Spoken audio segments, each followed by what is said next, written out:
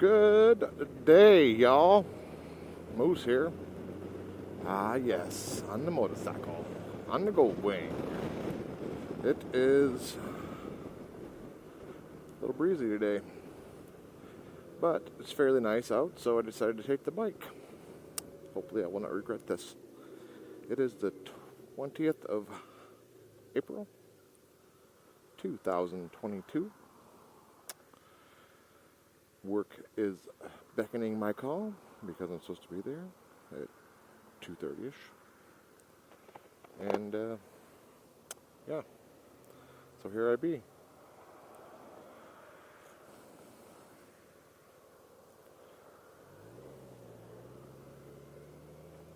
Haven't been on the bike since before, well, let's see, been about a month.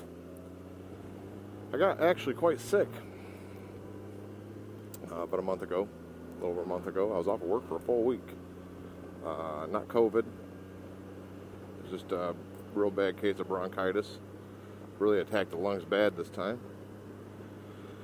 Feeling better now. Still got a little bit of the cough, but other than that, doing okay. Been catching up on a few YouTube videos from those of I've seen on there.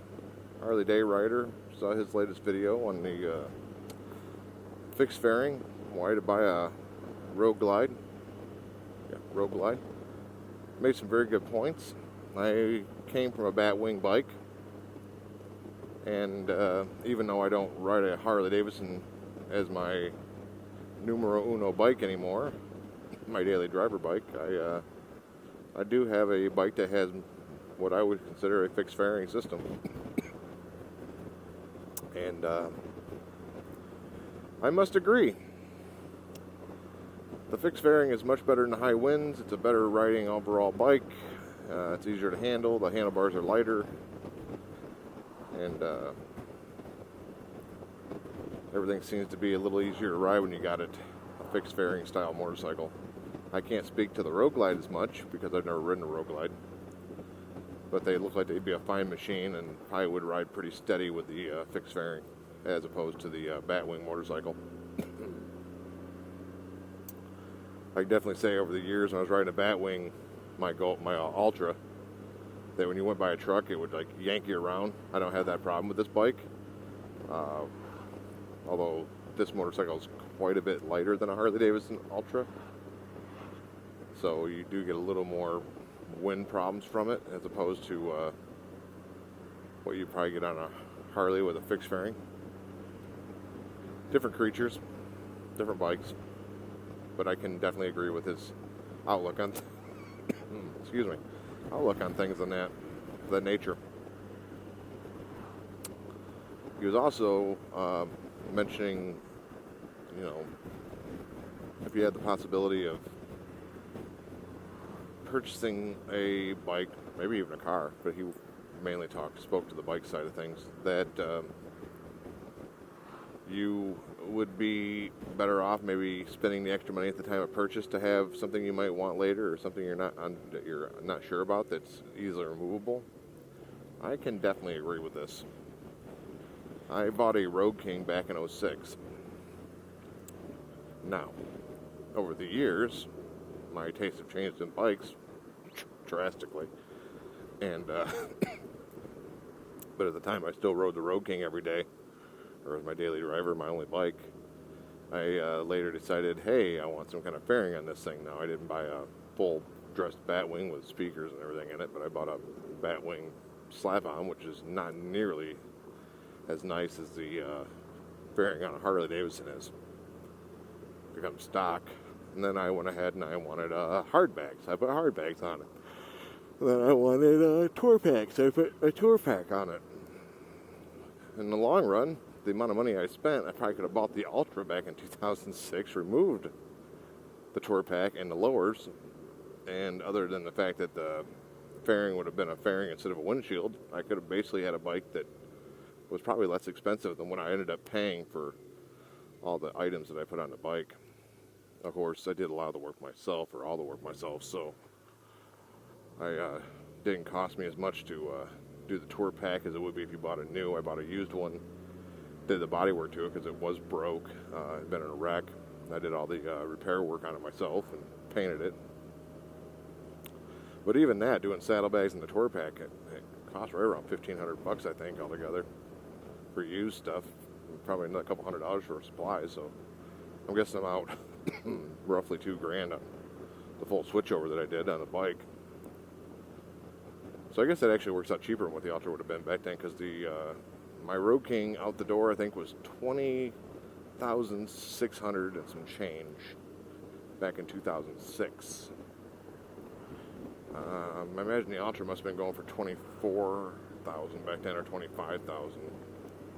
But I mean, if I'd have bought the Ultra and took the stuff off and put it back on, I would have had a fairing that would a little better, and I would love to have the bike with a fairing. Although I do enjoy riding the Road King around now without the fairing. It's half a dozen of one or the other, you know. Apples and oranges, I suppose. Oh, I'm trying out my new handlebar mount that I made. I finished that up the other day and got it out back in stainless. That's the RAM mount system with the GoPro on it. I can also put it at 360 down there, another camera and a GPS if I wanted to right there. Although I'm finding that the GPS units, I do just fine with the ones in the bike. And really, if I need to, I got my phone with Apple CarPlay, which works really well. Ooh, speaking of Apple CarPlay, have any of you out there seen the devices that you can plug in to the USB plug on these bikes or cars that make it so Apple CarPlay is wireless? You still have to have the headset on a Goldwing. I don't know about the Harley, how they work, but it makes it so you don't have to plug the phone into the bike anymore and worry about trying to connect it that way. I guess it pairs it Bluetooth-wise and works. Kind of curious if those are any good. I looked at some forums on them. Sounds like they work pretty decent.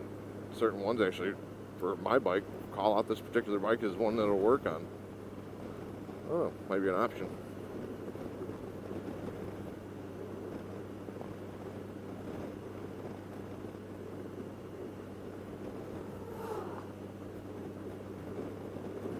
Roads around here are horrible. Just horrible.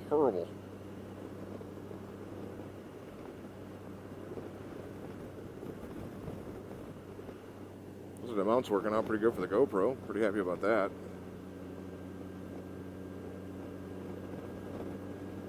Can't wait to try the 360 on the side of this thing. Maybe I'll just do that here in a week or so when I get some chance. Be easier to do if I didn't have to be at work, where I could just, try a few things out. There's a breezy one today.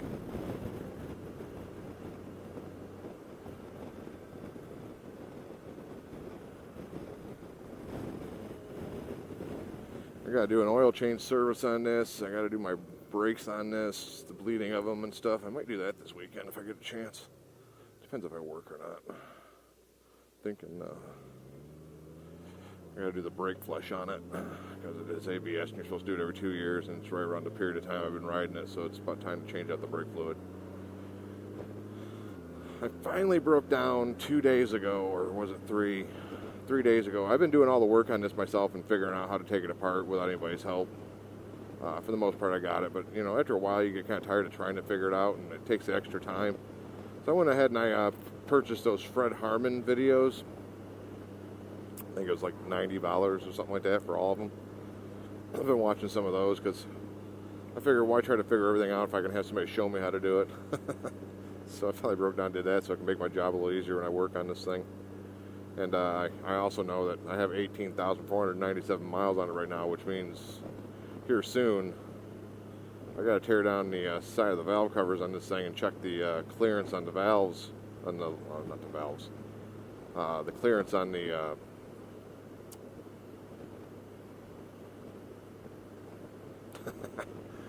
the cam and the lifters. Check the clearance, valve train clearance. See how that is. So I wanted somebody to actually show me how to do that. I've never done that on a motorcycle. I haven't done it on a car in Jesus ever. So I got to order a few tools to do that here soon. But that'll be a little while away. And I also got to find out where I can find the just in case I need them, the shims. I'm assuming a Honda dealer would have those or be able to get those.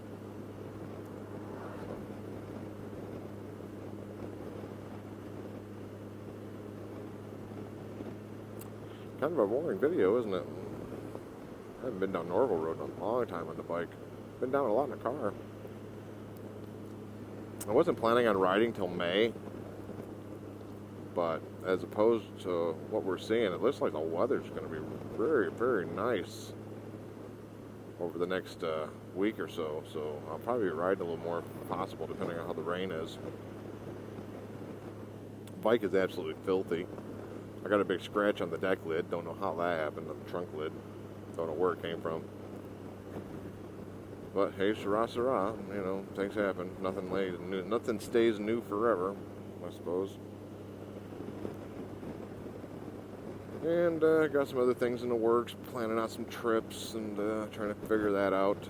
I think my Kaylee 7 and I were our big trip for the year's off again. Things took place. I was off work for a week and used a week vacation. He's been in and out of work because of his hospital stays and sicknesses and stuff like that. It's understandable. You can't just take an unlimited amount of time off of work. Everything's more expensive right now. Everything. Which I'm guessing will also translate into the hotel rooms. So I think, you know, we talked about it and, you know, a few conversations that we're going to split it up. I think I will still go down and meet up with him sometime this year down his place and maybe ride around there again like we did last time. But instead of doing a full 2-week trip, I think I'm going to do a week trip there and I'm going to do a week trip up here up north probably. So kind of split it up a little bit. That'll help make my vacation time get through the year a little easier. Instead of waiting all the way to the end of the year for days off, I can take a week here and there, here or there. And I got some other, few other days I got set aside just for camping trips with another friend. So, looking to plan those out. Not sure when I'll do my first trip. I want to say I was thinking June. It'd be a fun month to go up and do the UP for a full week. Just travel around, see things. I did it once, but I'd like to see some other things I haven't seen before. So, working that out. Just started looking at it last night. So, but I think I am going to end this video. I'm going to continue on to work. I think I'll stop real quick and pull the stuff off the helmet and stuff and put it away in the bike so I don't have to worry about trying to do it when I get to work and rushing in. And then go to work. Work today. I got Thursday left and then 6 hours on Friday, so 28 hours left to work in the week. I work 11-hour days right now, plus 1 to 6 on Friday, so 4 11s, 1 to 6 on Friday. And Saturdays have been voluntary lately, so awesome. Yet, okay, I'll talk at you all at another time and another place, but it'll be on the bike. So you guys have a good one out there. I'll talk at you. Bye. A weird one to see, but they closed down the Chevy dealer here. Thought that was odd. Pretty bad when a dealership closes down, especially a Chevy dealer. Pull in here and take these cameras off. Just used to be the Chevy dealership. Now they totally out of business. Chevrolet Grass Lake. Can't believe it.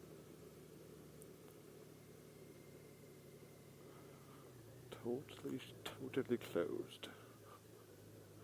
What's your little sign say?